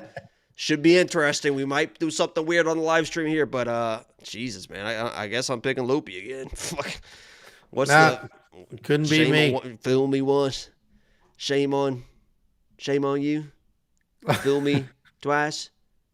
You can't get fooled again. You can't get fooled again. Well done. Nobody that watches us will get that reference, but I do. So well done, Jakey boy. So we are on opposite sides of this pick, but we're both low confidence in the pick, so we're closer to the middle. This is the middle. Yeah. Tummy sticks. Yep, tummy sticks. What was that? What? What was that? I think somebody whispered tummy sticks into the microphone. Someone did, yeah. Someone definitely did. Very weird thing to do on a fight breakdown channel with a couple of dudes. Emily Ducate, $7,600 in DraftKings. I probably will. Because at the very least, we know she's super tough. Over 2.5 here, somebody's like, Loopy's going to get knocked out. No fucking chance. Loopy's going to get knocked out. Even when she sucks, these are both super tough. They are tough girls. No, I was laughing because I just have this picture of me just being like, all right, live stream Loopy. I'm giving her one more chance. Let's go $400 on Loopy. And then just fucking flatline by Emily fucking Ducati. Holy shit. Oh, so you don't like, I knew you didn't. There it is, guys. There it is. I probably will spend that $7,600 because we need to fill out a freaking lineup. This is a sketchy ass card. Fill out a lineup like these girls fill out those jeans. $2 super chat from GCN Picks. Diego is fighting injured. Great vids this week. Well, thank you, GCN, for the tip. Both tips. $1.99 from JR Banks. Loopy is truly very low IQ. She's getting this is the comment. Thanks for the $2. You are wrong, but thank you very much for the $2 super chat. You guys, become a premium member. Please. Fuck. Next up at UFC Vegas 73, we have Edmund Shabazian taking on Anthony Hernandez. Edmund Shabazian, 12-3 overall, 2-3 in his last 5. He is coming off the very nice knockout win over Dalcha Lungambula. He's taking on Fluffy Hernandez, 10-2 overall, 4-1 in his last 5. riding a nice 3-fight win streak. And this is an interesting fight, and the line movement tightened a little bit. Because Anthony is interesting because I thought he was going to be like one of my most confident picks on the card. And then the more I look at it, it's like, oh, man. But Edmund Shabazzi. Right on this. Why are your instincts to just be a creep? Like that's what are you talking about? You're the one going, So that was my normal response when I hear those noises to go, Okay. It's like that Family Guy episode where he shins his knee or I don't watch that shit show. Hit his shin and then he's like, and then you just hear those noises after somebody hurts himself and you're just like, because you're a fucking disgusting creep. Edmund, pretty good striker. He's a well-rounded guy. He's got impressive kicks. He does get taken down a good amount. That's probably why he is the underdog here. But his takedown defense is at 65%. The problem is people are just constantly shooting on the guy because his striking is actually solid. He knocked out Dalcha Lungambula, which is a very, very nice knockout. Dalcha is a very good striker in his own right. The problem with Edmund, though, as I mentioned, is the wrestling, is the grappling. His real issue is he doesn't scramble well enough to get back up. He doesn't threaten with submissions. He doesn't really defend that well. So if you just shoot clean takedowns and you stick with him, you can get him to the ground. And once you get to the ground, you can kind of coast because Edmund's not going to be throwing up submissions or sweeping or anything like that. And that is why Anthony's the favorite here, because Anthony's a very good grappler. He's averaging more than 6 takedowns per fight. He's got good takedowns, right? They're nice. They're clean. He works at them. He's got phenomenal cardio. He is a BJJ black belt. And although he is willing to strike, that's not really how he's going to get this fight or most of his fights done. And he's coming off that win over Marc-Andre Barrault where he had 8 takedowns in the eventual submission. And I like listing the takedown stats, right? And they matter, right? Wow, 8 takedowns. What that tells me in a good way is he's going to stick to a game plan. He's got plenty of cardio because shooting takedowns is a lot of work.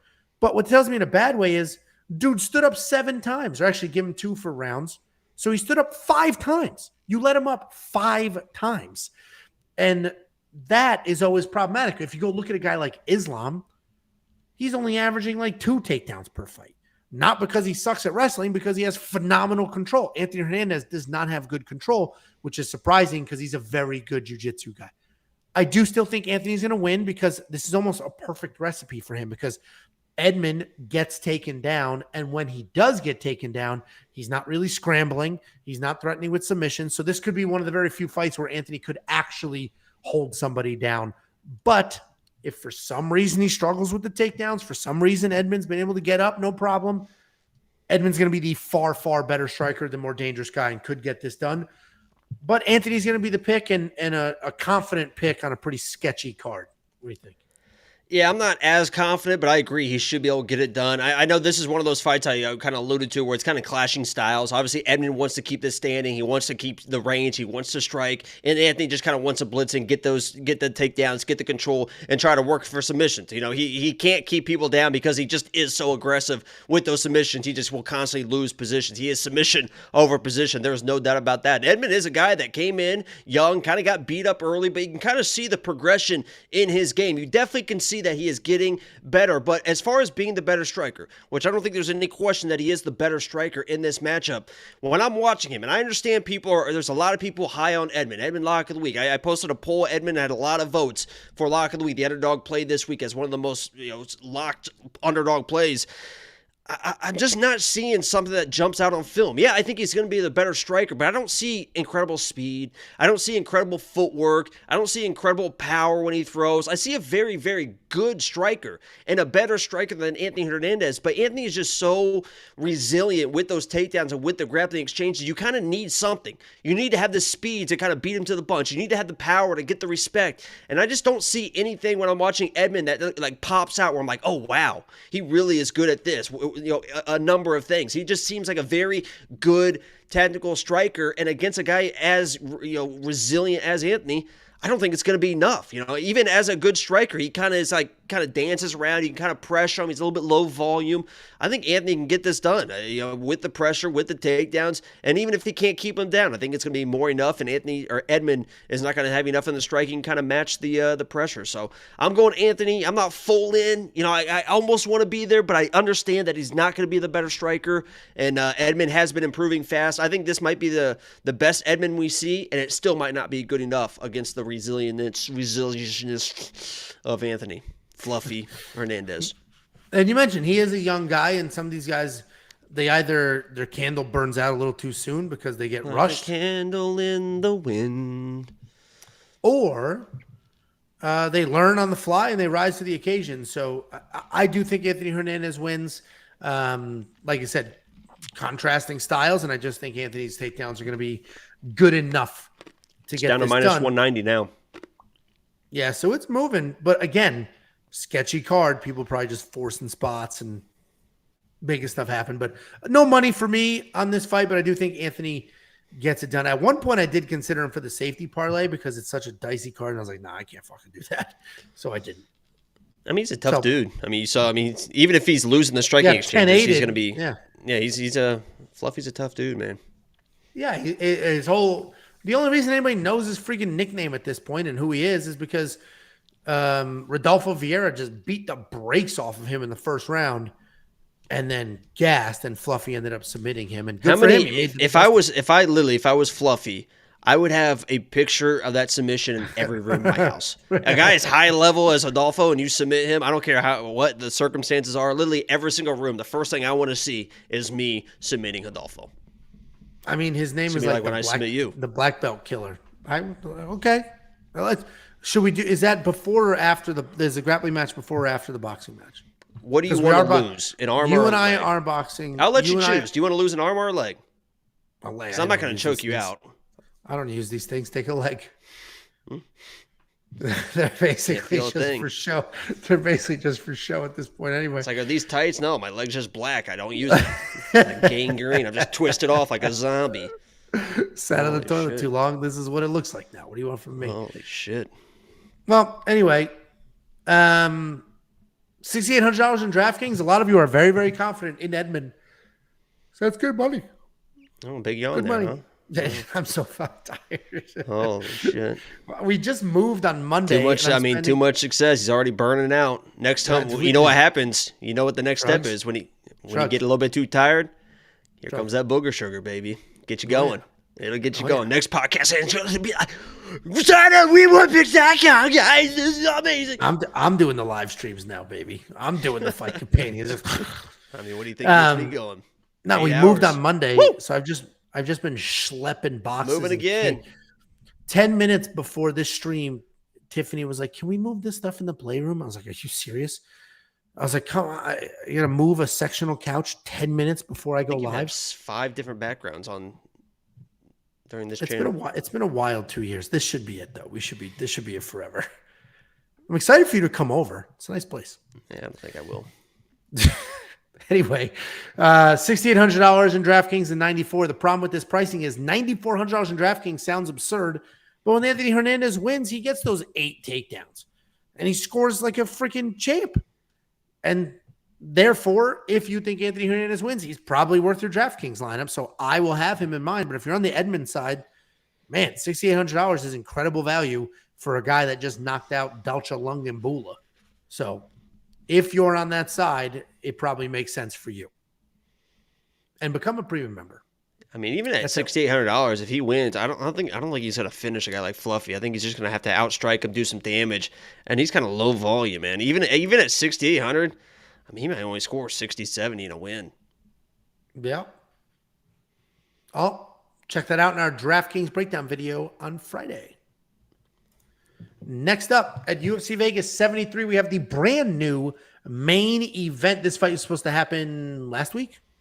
Yeah, it was supposed to happen last week. They moved it to the main event for this week for no issue. There were no issues. Nobody was hurt. There wasn't anything. They basically were like, hey, this card sucks. What fight can we move that doesn't also make this the other best card. one, and we're gonna put it at the main event, baby. So we have now a 5-round fight between Mackenzie Dern and Angela Hill. It's actually an interesting fight. Mackenzie Dern, 12-3 overall, 3-2 in her last 5. She's coming off that loss to Yan Jinan, where she went 2 for 11 in takedown attempts. She's taking on Angela Hill, 15-12 overall. Oh, this fight's already putting me to sleep. 15-12 overall, 2-3 in her last 5. She is riding a nice 2-fight win streak. And here's the deal with this fight. There's only so many times I could break down Mackenzie Dern, shit on her wrestling, make fun of her fake accent, and then whatever. So I'm not going to do all of that. I guess I do have to shit on the wrestling, because at the end of the day, this entire fight will come down to, can Mackenzie Dern get the takedowns? She doesn't necessarily need the takedowns for a submission. We've seen her submit people without getting a takedown. We've seen her have people in some very real trouble without an actual takedown. Angela Hill, long, crafty, high IQ, savvy striker, can dance around, knows what is in front of her and the danger that's in front of her. But what makes this more tricky, when this was a 3-round fight, I said Angela Hill's going to win this fight. 3 rounds, 15 minutes. I think Angela Hill wins this fight. Moving this to 5 rounds actually changes it for me, because Mackenzie Dern, while her takedowns are an abysmal 11%, that's just such a horrific number. When your number one skill set, your path to victory will always be on the mat, and you have no ability to get it there, it makes literally no sense to me whatsoever. And all of these Brazilians, both real and fake in this case, all they do is they say, wow, I'm so good at jiu-jitsu. They go to a gym, and then instead of focusing on wrestling and their ability to use the jiu-jitsu, they focus on their striking, which is great. You need all the things, but focus on the freaking wrestling. Mackenzie Dern has focused on the striking, and we've seen those improvements. Her striking is actually pretty decent. She lands well. She comes forward. It's clean. She's insanely tough, but her wrestling is just as trash today as it was when she first came into the UFC, and she continues to lose decisions because of it. But again, what makes this tough is because she's tough, and Angela Hill's not dangerous. So Angela Hill has to fight a perfect fight for 25 minutes to win this fight. And she doesn't have power in her hands to get Mackenzie out of there. She's just going to have to be jabbing and moving, jabbing and moving, jabbing and moving, sticking and moving. And can she do it for 25 minutes? Probably. But also maybe not, right? Like, she may get held against the cage a little too long and Mackenzie will start to climb her. And Mackenzie does get a little pathetic and desperate in the fights, but she's not a butt-scooting Kron Gracie who's not going to throw a punch. Mackenzie will come forward, launching punches, shooting takedowns, trying to make something happen. So as much as it pains me to see the low takedown percentage, she at least tries. So I do think the extra 2 rounds helps Mackenzie here because she's so tough. Look at the Yan Jinan fight. She lost that fight. Her takedowns were pathetic, but there was not one single minute in that fight where Mackenzie Dern was not coming forward trying to win that fight on her own terms, not laying there desperate, coming forward, trying to make something happen. So I think the extra rounds give Mackenzie a little more time. And yes, Yan Jinan just beat her in 5 rounds, and so did, what's her name? Marina Rodriguez, I believe. Was that who it was? Yeah. Beat her in 5 rounds by avoiding the takedowns. I do think Mackenzie Dern can win this fight, probably wins this fight. I'm not spending a nickel. There's just too much. How could you spend your money on Mackenzie Dern? How could you spend your money on her?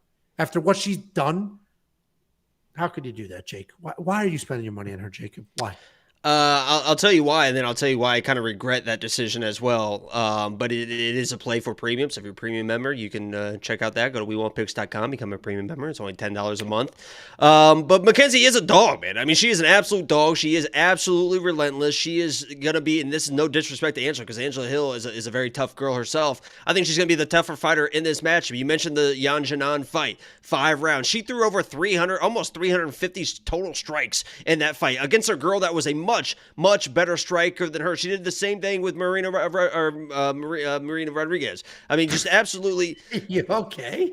That was a bad one. I just get excited sometimes. I apologize. Okay, I'm passionate about the sport. I fucking love this shit, man.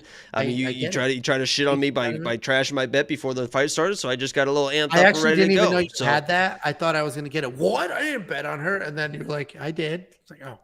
Yeah, so that's typically how that goes. But I mean, she's going to be moving forward, and this is a matchup that does stylistically work for her a little bit better because Angela is not a dynamic striker. She's not a powerful striker, but she is a very, very good striker. But she's a good striker when it's kind of a 50-50 pressure situation. If you kind of pressure her, she kind of loses some of her tools in my mind when I watch her fight. And I think that's exactly what Mackenzie Dern is going to do. The issue is when it comes to Mackenzie in this fight, there's a twofold here. First of all, she talked about how her camp has been a mess. Media day was today. She talked about, I went through a divorce. I did this. I did that. My coaches left. I switched. I fired my manager, whatever. I can't remember what it was, but it sounded like her whole camp was a complete mess. Red flag immediately, right? I didn't know that when I placed my bet on Mackenzie Dern. If I knew that ahead of time, I probably wouldn't place a bet on Mackenzie Dern. That's just full transparency there. But she did mention one thing that I did kind of like in that interview, and that is I always felt the need, this is her talking, I always felt the need of getting the fight to the ground. I felt like I always had to chase the fight to go to the ground. And yes, she was using her striking,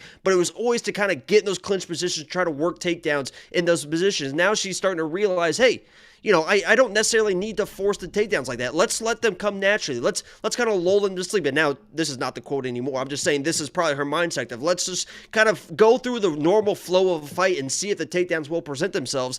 And in a fight like this, I kind of like that. Because if she comes in and is just shooting terrible takedown after terrible takedown, I don't like that against Angela Hill. But if she comes in and just kind of use her pressure, she's going to get beat up a little bit. But in a female fight, the person that is moving backwards in a decision is normally going to lose that fight. I mean, that's just the way the judges see it. Unless you are like tripling the volume off your back foot, and she's not going to be able to do that against a girl like Mackenzie Dern. So I was much higher on Mackenzie Dern going in this fight before I learned about, obviously I knew about the divorce. Trust me, I knew about the divorce, right? I mean, that was not news to me. Some people are just finding that out. I knew that a while ago. And sometimes that is, you know, we saw the flip side with JP. I said, oh, JP is going to be so motivated from the Cheyenne thing. By the way, Cheyenne's pregnant now. I don't know if you know about that, but Roman Deline's doing a thing, dropping loads. You're positive? I don't know if it really is, but he was not at the gender reveal, I'll tell you that. But sometimes a woman scorn is, you know, I mean, that is a real thing. I support my women. I love my women. Women are the greatest. If you are a single woman, let me know. But I think Mackenzie Dern get this done, man. Yeah, I mean, we're on the same. Very low confidence pick, but we're on the same side here. One of the most important things I want to point out on this graphic is the American flag. Mackenzie Dern is American. Went to high school in America, middle school in America. Speaks English, but developed there is video of her having zero accent whatsoever existing. You know, I love and then now she talks jiu-jitsu. My name Mackenzie Dern, black belt jiu-jitsu. It's crazy. I think she went to school in Rhode Island or Arizona, Arizona, yeah. And I get it. Like, her dad is from another country. My mom is from another country. I'm the first one in my family born in this country. Growing up, English wasn't my first language. Italian was. And then I fucked up in school so bad. They're like, no more Italian at the house. My dad is from Newcastle, Indiana, which barely speaks English as well. Yeah. But at no point ever would my speech somehow get worse living in this country. Worse. I don't know. I think I'm starting. Have you noticed my little Portuguese? A little bit, my little Portuguese accent coming out. It's right there. Yeah, no, it's right there. $9,100 in DraftKings, man. I have to look at what she scored in those 5-round losses, and if she actually scored decent, it's like, okay, add 30 for the win, and then even more if you think there's a finish. So I got to look a little closer. $9,100 seems steep, but this is a 5-round fight, and as you mentioned, she threw 350 strikes in a fight against a much better striker. So she comes forward and she tries to make stuff happen. So it's probably money well spent, honestly, in DraftKings if you think she gets it done. But I'm going to see what she scored in the loss. I would spend it. I mean, I have spend multiple anything bank on you, accounts. I have offshore money, Mackenzie. I've got crypto still. Unfortunately, I've got all sorts of money, Mackenzie. Now I'll spend it all. Good luck. I can't wait till you start getting phishing emails. Hello, this is Mackenzie Dern, Durn. Hey, it's fine with me. I'll play it. Just like Shallow Hal, he thought he had the hottest girl in the world. As long as you think you do, that's all that matters, man. I love that movie. If you were dating who's the hottest? He's like, who's the hottest girl in the world in your mind? He's like, Wonder Woman, no question. When he's trying to example. Now imagine that you were dating Wonder Woman, but nobody knew. He's like, I wouldn't care. I wouldn't care what anyone else thought. That's exactly what I had. It's like, oh shit. Yeah. It's just so funny how fast he answers. Who's the hottest woman alive? Wonder Woman, no question. Yeah, of all the comic book character. Anyway, back to fight stuff. There has been some line movement. People less and less confident on Mackenzie Dern every single day. In the quick picks, I said I'm going to bet Mackenzie Dern wins inside the distance, decision, no action. If it's a decent line, it is not a decent line. It was minus 900. It was minus 900. Because wait, what was it? What'd you say? Sorry, I zoned out. Dern inside the distance, I don't know what the Celtics decision, no action. Right now is what I'm saying. I don't know what the Celtics. Well, we're going to be out of here in a minute or two. Just fucking relax. Inside anyway, this decision, no action is minus 600. Oh, 600. Yeah, exactly. So that's not worth it. I mean, maybe parlay it, but 600 is starting to take off there. But this fight is how you say "juste." How you say "juste"? Just. Is "juste"? Anyway, we cut these videos up and send them to the fighters. So sorry, love Mackenzie. You, Mackenzie. Hey, I've been trying, Mackenzie. I've been trying to learn Portuguese. And I think you'd be a great, a phenomenal teacher. I think I could stay at bilingual. I think I could get some detentions. Okay. Guys, it's not just Jakey and I making this community great. It's also our community. We have some of the sharpest community out there. These screenshots, these are random screenshots. People have been tweeting us and posting in the Discord. They're winning tickets. They're winning DraftKings lineup for 2 weeks. We have counted over $150,000 in winnings over the last 2 weeks from you all. Some of that is from advice we've given you, but all of it is from premium members. These are premium members. We have there's over 2,000 of them, and they're the sharpest group in this space. Because yes, a lot of people show up, they want to copy paste. A lot of other people are there for the tools, are there for the information, for the insight. They have their own ideas. They want to see our bets, and if it aligns, they'll hit it. If not, they won't, and that's fine. Become a premium member today. Join this phenomenal community of absolute winners. $78,000 DraftKings ticket, $50,000 DraftKings ticket, $13,000 DraftKings ticket, $2,000. Thank you note from Jonathan saying, I'm actually making a good second income through the tools on your website. Thanks for the advice. Cheers. And the tools are the line movement tracker. We have several things on the website available to you to use every single day for every single event. There's a break next week, but not for premium. All of these tools are going to be updated. That information will be there ready for you. WeWantPicks.com, only $10 a month. You're also going to get detailed data, metrics, analytics. Again, this Sunday, the website will flip, as it does every single Sunday, flips to the next event. If the next event's a week away, 10 months away, all of that information gets uploaded, gets flipped, and that is available to you instantly for every single card. And it's not just me and Jakey Boy. We have Artem from New Zealand without the understanding of sarcasm. And Artem's breaking down, yes, the UFC fights, but also every other promotion, Bellator, PFL, Cage Warrior, all of the other promotions. Artem is doing breakdowns, giving you bets, giving you picks, and that is available on his premium page. And as always, if you want $50 for free, I will send you $50. Just go to WeWantPicks.com/bets. Sign up with any one of our betting partners. Make a deposit. I will send you $50. Jakey Boy, any last words for the peeps? Yeah, I'm just not sure what the Celtics are doing. And if the Celtics don't win this game, I'm out a lot of money. So. Well, good luck on the Celtics. Join Jacob's live stream on Saturday, and I will be on vacation next week. So, oh wow, doesn't care about the channel.